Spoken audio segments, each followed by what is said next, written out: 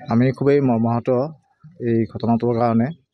তাই বিজে ছোৱালী হাইস্কুলত পঢ়িছিলে। পঢ়ি পেলাই higher secondary Sipajhar higher secondary centre আছিলে। পৰীক্ষা দিব গৈ ঠিক পৰীক্ষা হলত বহাৰ লগে লগেই মানে তাই অত্যন্ত মূৰৰ বিষ অনুভৱ কৰি ঢলি পৰে আৰু সেই মুহূৰ্ততে মূৰ্ছা যায়। ততাতৈয়াকৈ চিপাঝাৰ যিখন আমাৰ হস্পিটেল আছে তাতলৈকে আনে। ডক্টৰে চোৱা চিতা কৰি ইমিডিয়েট গুৱাহাটীলৈ স্থানান্তৰিত কৰে আৰু GMCHলৈ প্ৰেৰণ কৰে। কিন্তু বায়তা চালি পোৱাৰ পিছতেই মানে অৱস্থাটো অলপ শোচনীয় হোৱাৰ কাৰণে লগে লগে আমাৰ নাৰায়ণ হৃদয়ালয়ত তেখেতক লৈ যায়। লৈ যোৱাৰ পিছত তাতে অকণমান ট্ৰিটমেণ্ট কৰাৰ পিছত আকৌ GMCHলৈ আবেলি সময়ত স্থানান্তৰ কৰে।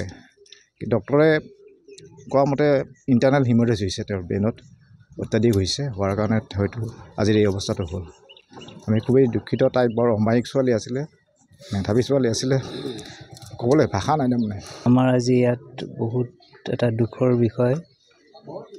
মেট্ৰিক পৰীক্ষাৰ্থী অনন্যা বৰুৱা 16 তাৰিখে প্ৰথম মেট্ৰিকৰ দিনাখনেই মেট্ৰিক কেন্দ্ৰত সোমাই গৈ তেওঁ অচেতন হৈ পৰে।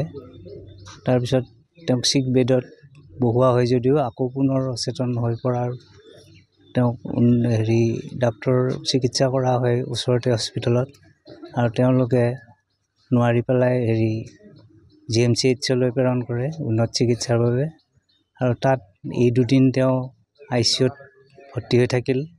চেতনা তেওঁ নাহিল আৰু অৱশেষত কালি ৰাতি 2টা বজাত তেওঁ শেষ হয়, ঢুকায়। আৰু এতিয়া আমাৰ ইয়াত এটা মৰ্মান্তিক দুখৰ পৰিৱেশৰ সৃষ্টি হৈছে।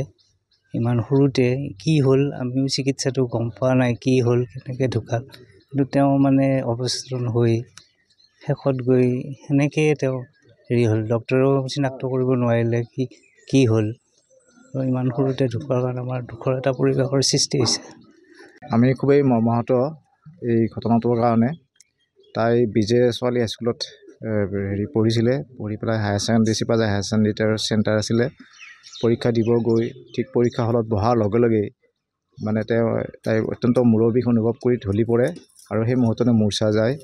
ততাতৈয়াকৈ চিপাঝাৰ যিখন আমাৰ হস্পিটেল আছে তাতলৈকে আনে। ডক্টৰে চোৱা চিতা কৰি ইমিডিয়েট গুৱাহাটীলৈ স্থানান্তৰিত কৰে আৰু GMCHলৈ প্ৰেৰণ কৰে।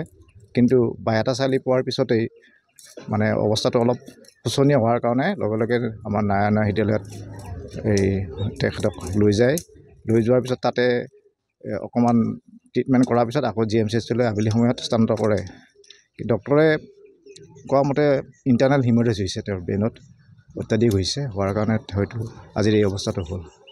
আমি খুবেই দুখিত। তাই বৰ অমায়িক ছোৱালী আছিলে, মেধাৱী ছোৱালী আছিলে, ক'বলৈ ভাষা নাই তাৰমানে। আমাৰ আজি ইয়াত বহুত এটা দুখৰ বিষয়। মেট্ৰিক পৰীক্ষাৰ্থী অনন্যা বৰুৱা 16 তাৰিখে প্ৰথম মেট্ৰিকৰ দিনাখনেই মেট্ৰিক কেন্দ্ৰত সোমাই গৈ তেওঁ অচেতন হৈ পৰে। তাৰপিছত তেওঁক চিক বেডত বহুৱা হয় যদিও আকৌ পুনৰ অচেতন হৈ পৰাৰ তেওঁক ডাক্তৰ চিকিৎসা কৰা হয় ওচৰতে হস্পিটেলত। আৰু তেওঁলোকে নোৱাৰি পেলাই GMCHলৈ প্ৰেৰণ কৰে উন্নত চিকিৎসাৰ বাবে।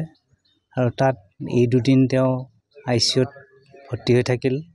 চেতনা তেওঁ নাহিল আৰু অৱশেষত কালি ৰাতি 2টা বজাত তেওঁ শেষ হয়, ঢুকায়।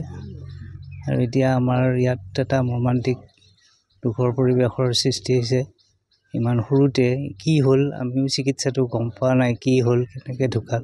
কিন্তু তেওঁ মানে অৱচেতন হৈ শেষত গৈ সেনেকৈয়ে তেওঁ হ'ল। ডক্টৰেও চিনাক্ত কৰিব নোৱাৰিলে কি হ'ল। আৰু ইমান সৰুতে ঢুকোৱাৰ কাৰণে আমাৰ দুখৰ এটা পৰিৱেশৰ সৃষ্টি হৈছে।